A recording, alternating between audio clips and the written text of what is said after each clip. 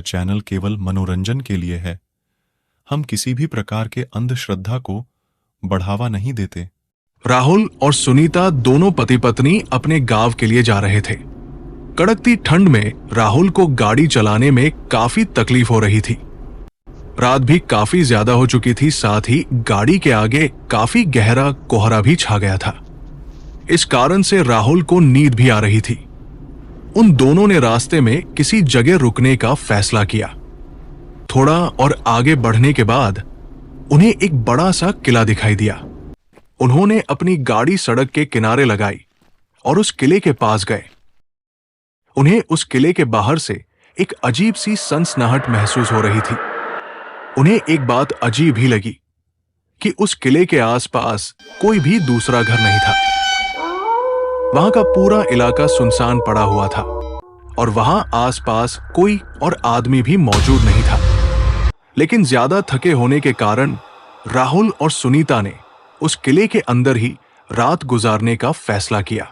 वो दोनों जैसे ही किले के अंदर गए, उन्हें दीवारों पर राजाओं की तस्वीरें लगी दिखाई दी, जिससे उन्हें पता चला कि ये किला किसी राजशाही राजा महाराजाओं का है, जिनकी तस्वीरें वहां पर मौजूद थी। राहुल और सुनीता दूसरे कमरे में जाते हैं। उस कमरे में पहुंचकर उन्होंने देखा कि वहां पर एक सुंदर रानी की तस्वीर लगी हुई थी। इससे उन्हें यह पता चला कि यह कमरा रानी का था। उस कमरे में एक बेड भी रखा हुआ था। काफी थके होने के कारण राहुल और सुनीता दोनों वही उस बेड पर सो गए। कुछ ही समय बाद सुनीता को मेन गेट पर किसी की दस्तक सुनाई दी। सुनीता ने जब उठकर देखा तो बेड पर राहुल नहीं था। वो कमरे के बाहर निकली। उसने राहुल को बाहर के गेट के पास खड़ा हुआ देखा और उसके पास से एक औरत की परछाई को जाते हुए देखा। सुनीता जैसे राहुल के पास पहुंची, तब तक वो औरत वहां से जा चुकी थी।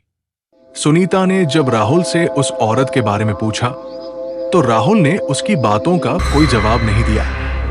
सुनीता राहुल को कमरे में दोबारा से ले गई। तभी राहुल अचानक से उस रानी की तस्वीर के सामने खड़ा हो गया। इस बात से सुनीता को काफी हैरानी हुई और एक अजीब सा डर भी महसूस हुआ।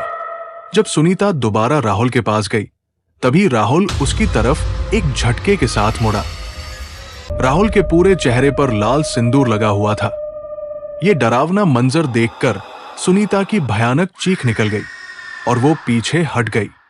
उसी वक्त वहां पर उसी रानी की आत्मा प्रकट हो गई, जिसकी तस्वीर उस कमरे में लगी हुई थी। रानी की आत्मा ने सुनीता को बताया कि उसने ही राहुल और सुनीता को भ्रमित करके यहां पर लेकर आई है, जिससे उसकी मुक्ति हो सके, क्योंकि राहुल उसी रानी के कुल का वंश था और यह बात राहुल की खुद भी नहीं पता थी। राहुल ही रानी की आत्मा को मुक्ति दिला सकता था। रानी की आत्मा ने राहुल और सुनीता को अपनी अस्थियों के बारे में बताया और वहां से अदृश्य हो गई। दूसरे दिन किला से निकलने के बाद राहुल और सुनीता ने मिलकर रानी की अस्थियों को गंगा जी में विसर्जित कर दिया। अब रानी की आत्मा, जो सालों से उस किले के अंदर कैद थी, आखिरकार उसे मुक्ति मिल गई।